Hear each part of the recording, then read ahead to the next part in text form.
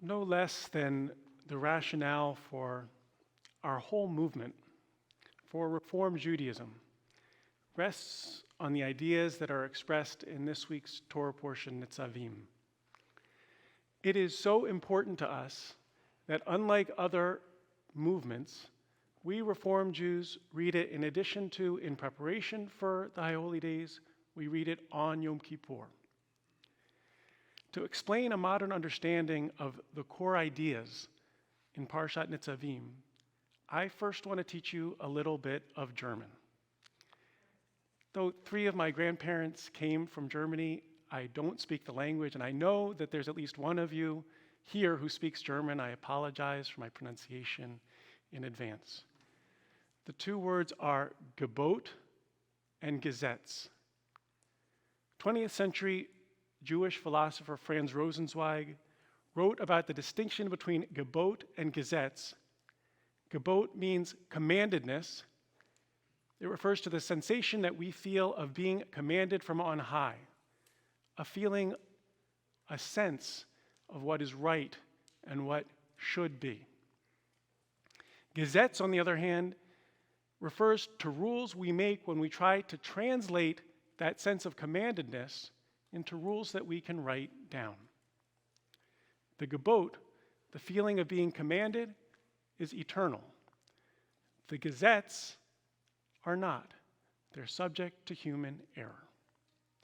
The rules that seem to match our sense of commandedness in one era can, with additional collective experience, come to be understood as hurtful in another. The portion this week is about the moment that we stood at Sinai. I wonder what you would say if I asked you to turn to a neighbor and asked you to say, what happened at Sinai? What would you say? Our tradition tells us that when we stood at Sinai, no bird sang, no blade of grass rustled in the wind, and we saw nothing but a voice. That moment that we call revelation, it sets and it opens the bounds for what we believe about God and the commandments God issues to us. For Jews who only know the version of the story in which Moses wrote the whole Torah down word for word directly from God, well, many dismiss that as a fairy tale.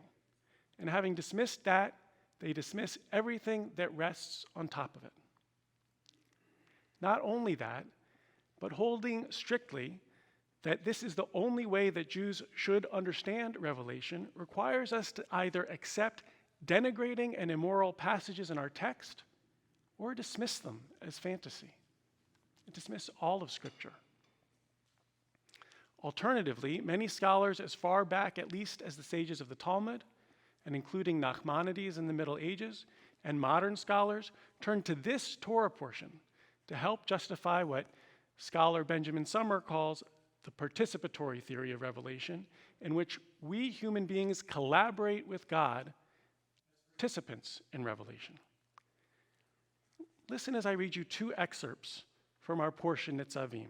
See if you see why this portion is so important to us as Reformed Jews.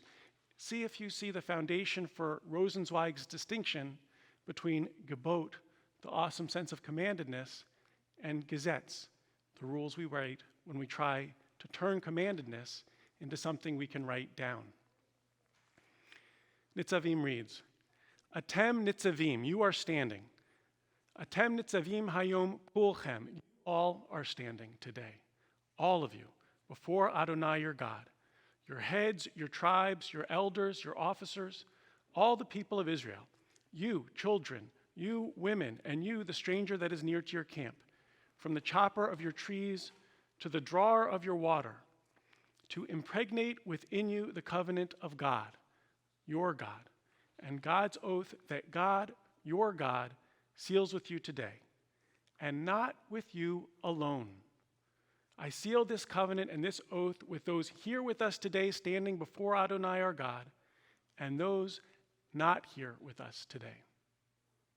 Later in Nitzavim we read, this commandment I command you this day is not beyond you and not distant from you.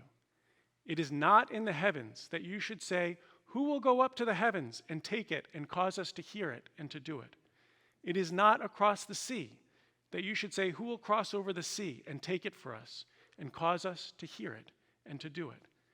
Rather, it is very near to you, in your mouth and in your heart to do it. As Reformed Jews, we treat our texts as sacred, but we also recognize that they represent human beings' best attempt in their respective time to translate divine inspiration into imperfect human language. We recognize even that some of the laws previous generations discerned were a distortion rather than a distillation of the commandedness they sought to translate. It is then for us today and every today to remember that connecting with God's intentions for us is up to us, for it is not in heaven, but in our hearts and in our mouths. Having liberated ourselves from the need to reject the whole because we found flaws scattered throughout, we can reclaim a sense of gebot, a sense of commandedness, and seek out anew the appropriate gazettes. That is, we reform the rules by which we expect ourselves to live. Thankfully, we need not start from scratch. We have thousands of generations of tradition to stand on. All Jews read this portion in preparation for the High Holy Days, and we Reformed Jews read it on Yom Kippur, not just because parts of the portion remind us to turn ourselves toward God, but because it pleads with us to Shema, to listen for ourselves, to open our channels of reception, to believe that we as individuals have the ability to hear something unique and new. To do this, we have to shave away our cynicism. We have to cut away the calluses and get past the daily thrum that pushes us sideways from paying attention and turn and center ourselves, focusing on that which we need to slow down to see and hear. I want to offer a method for helping us to do this, to slow down and pay attention. It is a miraculous method. I use it in my own life. It is ancient and always fresh. It is simple and it is full of depth. It's just this: study our ancient texts, whether in a daily practice or at times of anxiety and stress or at times of joy.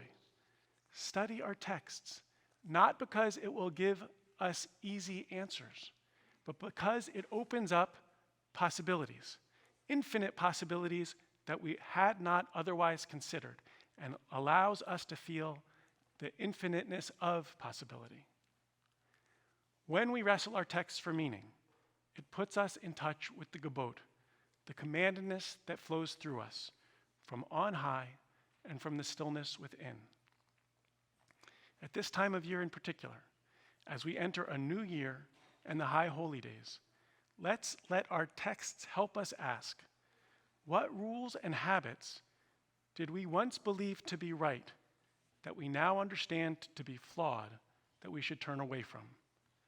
When we remember that we, all of us, are standing at Sinai, that all of us experience God's commandment in our hearts, that we speak with our mouths, to what does that sense of commandedness tell us now that we must turn towards? Shabbat Shalom.